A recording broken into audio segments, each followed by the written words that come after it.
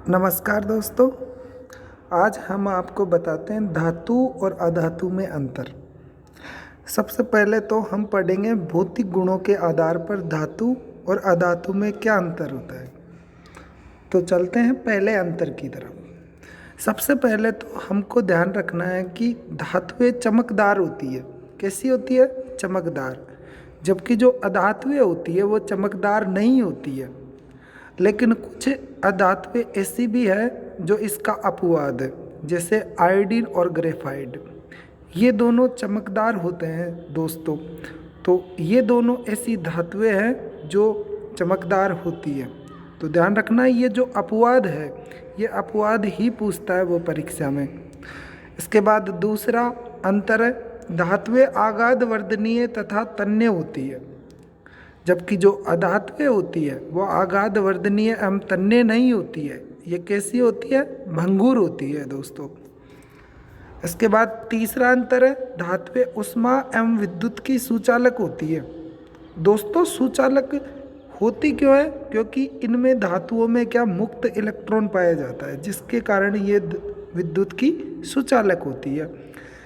जबकि धातु जो शीशा है वो इसका अपवाद माना जाता है, क्योंकि जो शीशा होता है वो सुचालक नहीं होता, कुचालक होता है।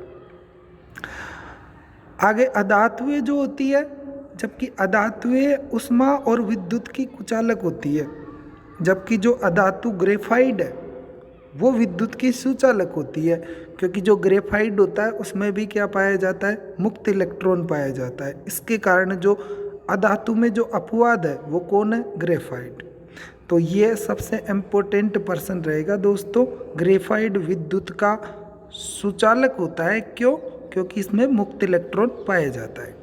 अगला है चौथा, धातुएं ठोस होती है, जबकि इसका अपवाद कौन है? पारा। जबकि अधातुएं ठोस और गैस होती है, जबकि इसमें अपवाद कौन सा होता है? ये इसका अपवाद है ब्रोमीन। इसके बाद धातुएं ठोस होती है, ध्यान रखना दोस्तों, और अधातुएं ठोस और गैस दोनों होती है। जबकि धातुओं के जो गलनांक और क्वथनांक होते हैं वो उच्च होते हैं, जबकि अधातुओं के गलनांक और क्वथनांक होते हैं वो कैसे होते हैं दोस्तों? निम्न होते हैं। इस तरह से ये होते हैं भौतिक गुणों में अंतर। अब पढ़ते हैं हम रासायनिक गुणों के आधार पर धातु और अधातु में अंतर कैसे होता है। पहले तो ध्यान रखना, जो धातुएं होती है वो विद्युत धनात्मक होती है, जबकि अधातु विद्युत ऋणात्मक होती है। जबकि अधातुओं में जो हाइड्रोजन होता है वो इसका अपवाद होता है दोस्तों। दूसरा जो अंतर है, रासायनिक गुणों के आधार पर धातुएं ऑक्सीजन के साथ अभिक्रिया कर क्षारीय धातु ऑक्साइड बनाती है, जबकि अधातुएं जो होती है वो ऑक्सीजन के साथ अभिक्रिया कर अम्लीय ऑक्साइड बनाती है। तीसरा अंतर है, धातुओं के ऑक्साइड जल में घुलकर क्षार बनाते हैं, जबकि अधातुओं के ऑक्साइड जल में घुलकर अम्ल बनाते हैं। तो इस तरह से ही आपको ध्यान रखना है। आगे अगला है, धातुएं जल से अभिक्रिया कर धातु के ऑक्साइड या हाइड्रोक्साइड एवं हाइड्रोजन गैस बनाती है, जबकि अधातुएं होती है वो जल के साथ अभिक्रिया नहीं करती है दोस्तों, ध्यान रखना।